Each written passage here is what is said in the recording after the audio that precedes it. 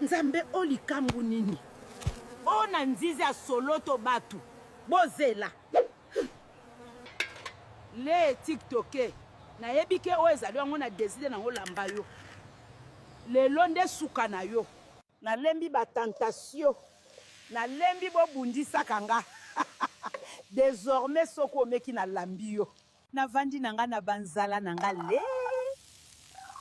TikToker abongwa ni nzinzi aya kotia. Mama Kinshasa ngonde boy. Garanti kaka ya 4 mois to futi na koliaka. 2500 nyonso etikali de $100. Boyebisanga nanu esalemi nanu ndege nini. Na mboka ezalaka boyeteke. Bopesanga ekolo moko ya fufu na nyongo. Na tikali kaka na $200 soki na pesi yo mbongo na ngeko kita. Olobi nini? Mama yo zo batela mbongo na yo po bana nga balala nzala. Oza motema mabe. Donc awa boyokelaka batuma wate. Muninga mbongo komi deja kosili. Nga na mona ozonga nga mboka boye na okoka te. Biloko cher mbongo yo umela te. Eko simba te il faut na zonga. Yango biloko nini? Na lalaki na nga banzenze bayeko yembele nga tanke mwasi ya mayele na lambi bango. Mabe nini nasali?